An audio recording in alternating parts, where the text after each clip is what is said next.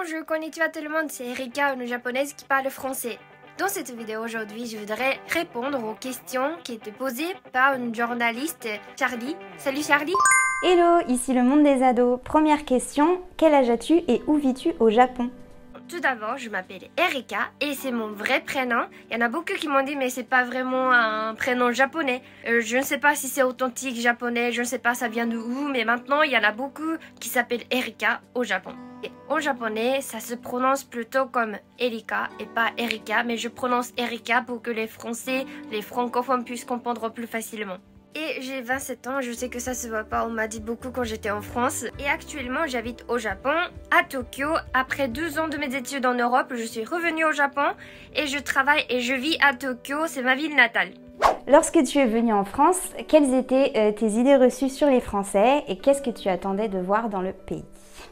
Très honnêtement, je n'avais pas beaucoup d'idées particulières sur la France, sur les Français. J'avais cette image des Français qui portent des baguettes et avec le chapeau béret, le Tour Eiffel, voilà l'image juste touristique. Et en vrai, je n'avais pas d'idée particulière sur les Français. Peut-être que j'avais cette image des Français un peu cliché, stéréotypé, c'est-à-dire que pour les Japonais, les Français sont élégants, stylés, chics, vous voyez les images qu'on voit dans les films.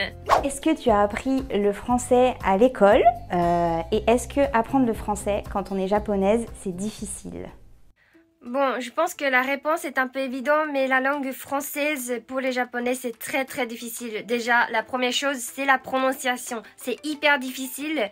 Maintenant, je prononce pas mal et donc les gens comprennent. Mais tout au début, quand je suis arrivée en France et je parlais en français, mais personne m'a compris. C'était hyper difficile de communiquer avec les Français. Et puis la grammaire, c'était très dur parce que c'était très différent de la langue japonaise. Par exemple, si vous comparez l'espagnol et le français, vous pouvez quand même trouver des points communs pas mal, mais en japonais, il n'y a vraiment pas beaucoup de points communs avec la langue française et du coup, je dois apprendre comment ça fonctionne, de nouvelles règles, voilà, féminin, masculin, la conjugaison et l'ordre des phrases. Ça, c'est aussi très différent. Donc voilà, tout était vraiment tout nouveau pour moi et bon, après, j'aime beaucoup apprendre, donc ça allait, mais c'est très difficile.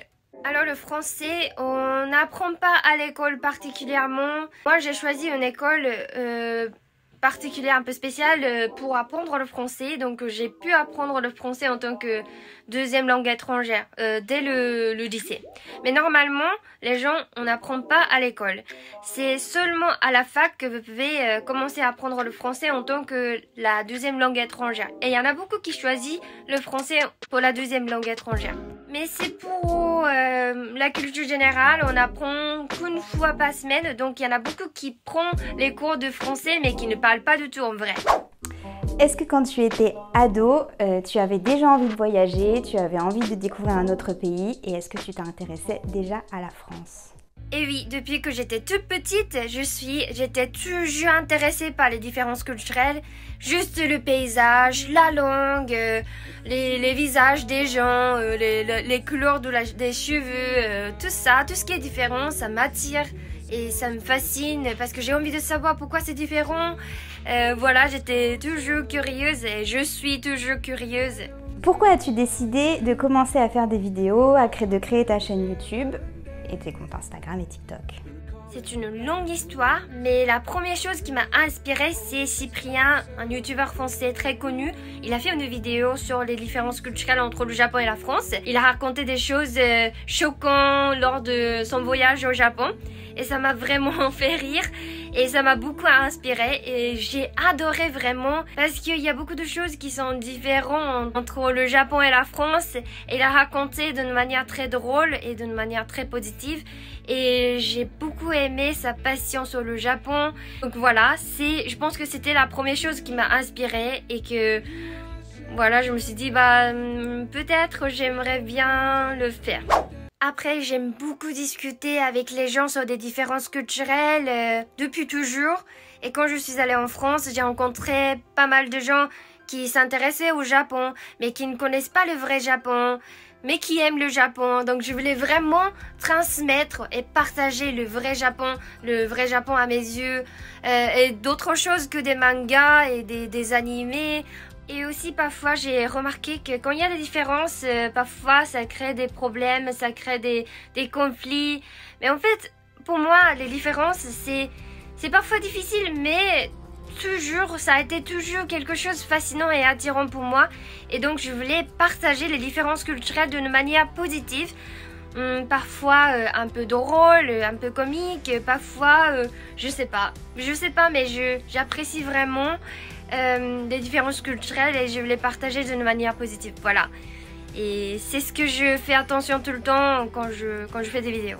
C'est pas toujours facile, mais c'est mon principe, je pense. Tu as fait plein de vidéos sur les différences entre la France, le Japon, sur les chocs culturels entre les deux pays. Quelle est ta vidéo préférée et pourquoi? Non, je n'ai pas de vidéo particulièrement que je préfère parce que ce n'est que des vidéos et le plus important c'est des échanges que j'ai fait avec mes abonnés. Parfois, les abonnés me disent « Oh non, Erika, c'est pas les Français qui font ça. » Ce genre de conversations et des échanges qui sont les plus importants que des vidéos. Et du coup, je n'ai pas de vidéo préférée. Voilà.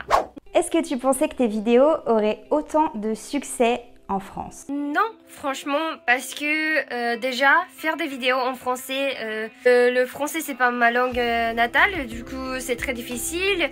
Donc j'étais pas très sûre de pouvoir transmettre des messages que je voulais transmettre. C'est difficile et que j'ai un peu peur que les gens prennent parfois mal parce que je explique pas très bien comme je voulais. Parfois j'aurais aimé d'expliquer en japonais, mais bon, dans ce cas-là les gens ne comprennent pas, enfin les Français, les francophones, donc je fais beaucoup d'efforts. Et peut-être c'est les efforts que les gens apprécient, c'est pas vraiment le contenu ou alors c'est pas vraiment les vidéos. En fait, c'est les efforts que je fais que les gens apprécient et peut-être c'est la raison pour ce succès. Voilà, je ne sais pas, mais je n'attendais pas autant de ce que c'est, voilà. Pourquoi aimes-tu faire des vidéos sur la France, sur le Japon et sur les différences entre les deux pays? C'est un peu la même chose que je disais tout à l'heure, mais en fait, je suis toujours fascinée par des différences culturelles. Pas forcément entre le Japon et la France, mais entre le Japon et d'autres pays. J'aime beaucoup les différences, en général des différences culturelles. Quand j'étais en France, j'ai rencontré des Marocains et ils m'ont raconté plein de choses sur leur culture. Et je ne connaissais pas du tout. Et la manière dont ils parlent, tout ça, c'était aussi très différent et c'était très fascinant, impressionnant. Voilà, c'est pour ça que je fais ce genre de vidéos, parce que c'est des découvertes. Et parfois, les gens considèrent que les différences sont quelque chose de négatif et ça crée des problèmes, des conflits parfois. C'est le fait. Mais je voulais que les gens apprécient beaucoup plus que... Voilà, les différences, c'est un truc positif parce que c'est le moyen de voir le monde différemment pour moi. Et je voulais vraiment apprécier ça et... je voulais que les gens comprennent aussi. Et donc voilà, je fais ce genre de vidéos. Et aussi parce que je veux tout simplement découvrir encore plein de choses. Où trouves-tu tes idées de vidéos? C'est souvent quand je parle avec mes amis français et je trouve des différences culturelles. Ou alors ils me racontent des différences culturelles qu'ils ont trouvées au Japon. Et je note tout dans mon téléphone. Et je fais des vidéos. Voilà, c'est vraiment des expériences que j'ai eues dans ma vie. Authentique, voilà, j'ai pas inventé. C'est tout ce que j'ai eu ou alors tout ce que mes familles d'accueil et mes amis français m'ont raconté. Salut, c'est moi, Erika, dans le futur, parce que j'ai oublié de répondre à certaines questions. Est-ce que tu as l'impression que les Français connaissent bien la culture japonaise et que les Japonais connaissent bien la culture française? Je réponds à cette question oui et non. Non, en général, les Français ne connaissent pas trop la culture japonaise. Ils ne connaissent pas la différence entre les Chinois, entre les Japonais, les cultures asiatiques. Donc, je dis non. Mais je dis aussi oui pour ceux qui lisent beaucoup de mangas, qui regardent beaucoup des animés. J'étais très étonnée quand je suis allée en France et j'ai rencontré une fille française qui aime beaucoup la culture japonaise, notamment les animés et les mangas. Et elle lisait plein de mangas sur la vie au Japon, la vie notamment au lycée au Japon. Du coup, elle savait très bien comment ça se passe. Et donc, il y en a qui regardent beaucoup des choses du Japon. Ils connaissent très bien la culture japonaise. Et maintenant, est-ce que les Japonais connaissent la culture française? Je dirais non, parce que ayant vécu quelques années en France, je pense que je connais pas mal de la vraie France. Et quand je parle de la France au Japon avec des Japonais, j'ai pas l'impression que on parle de la même France. J'ai pas l'impression que c'est le pays que j'ai vécu, quoi. Quand je dis aux Japonais que je suis allée en France et que j'ai vécu quelques années en France, ils disent tous « Waouh, c'est stylé! Waouh, la France, trop bien !» Quand on parle de la France au Japon, on imagine toujours Paris, alors la nourriture, gastronomie et les arts. Mais il y a encore beaucoup de choses à découvrir pour les Japonais de la France. Quand tu étais en France, qu'est-ce qui te manquait du Japon? Quand j'étais en France, ma famille et mes amis, ce sont des choses qui m'a manqué le plus. Mais à part ça, ce qui m'a manqué du Japon en France, c'est le bain. Prendre le bain et une baignoire. Parce que pour moi, prendre le bain, c'est pas seulement pour se laver. C'est un moment pour moi très privé. Et c'est là où je peux être zen, tranquille, toute seule, totalement relax. Maintenant que tu es au Japon, qu'est-ce qui te manque de la France? Et maintenant, je suis actuellement au Japon et la France me manque beaucoup. Par exemple, le plus, c'est la bienveillance des Français, l'humour des Français. Ça dépend, mais en général, au Japon, quand on se connaît pas, on rigole pas, on est très poli, on reste assez calme. Mais vu les Français, dès le début, vous faites des blagues et même si vous ne vous connaissez pas, vous parlez dans la rue. Ça, c'est très rare, je trouve, au Japon. Aussi, j'aime beaucoup quand on veut se moquer de quelque chose dont vous n'êtes pas content.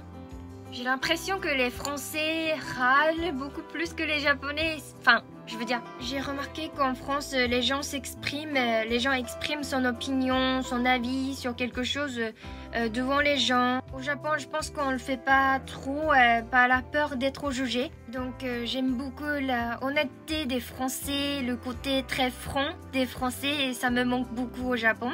Mais c'est juste la culture est différente ici. On pense que c'est assez vexant, ou alors être trop franc, être trop honnête, ça peut blesser les gens. Donc je comprends que ça se fait pas beaucoup, trop au Japon, ici. Si on a des lecteurs et des lectrices qui veulent voyager au Japon, quels conseils tu leur donnerais pour aller là-bas? Déjà, je suis très contente que tu t'intéresses au Japon. C'est mon pays, donc ça me fait très plaisir. Des conseils, apprenez un tout petit peu le japonais, même si c'est une petite phrase, n'importe. Et parlez aux locaux, dis merci ou bonjour aux locaux. Et avoir des contacts avec des locaux. Voilà, ça c'est un truc qui m'est arrivé lors de mon premier voyage en France, à Paris. En fait, je ne parlais aucun français. Je disais bonjour, voilà. Et merci. Merci. Et ils m'ont dit arigato. Et juste une toute petite chose comme ça, ça m'a vraiment impressionnée. Et c'est le moment où j'ai décidé de venir en France pour passer plus de temps et de connaître la vraie vie en France. Voilà, créer cette petite chose qui me motive d'aller au-delà des intérêts, au-delà de ce que vous avez maintenant. Je sais pas comment expliquer, mais c'est parce que c'est cool au début. Le voyage, c'est cool au début. Pour moi, c'était ça, le début, c'était le voyage. J'ai rencontré les gens, j'ai vu des choses. Après, je voulais aller au-delà de ça. Et c'est pour ça que j'ai commencé à apprendre le français. Et maintenant, je maîtrise le français pour échanger beaucoup plus, échanger des choses beaucoup plus profondes. Merci pour cette interview et à bientôt dans le monde des ados. Voilà, merci beaucoup d'avoir regardé cette vidéo. J'espère que j'ai pu répondre à vos questions. Charlie, merci encore de m'avoir posé ces questions. C'était intéressant de répondre à vos questions. Voilà, j'espère que c'était intéressant. Dis-moi ce que vous en pensez en commentaire, je regarderai. Merci. Mata ne. Arigatou gozaimashita.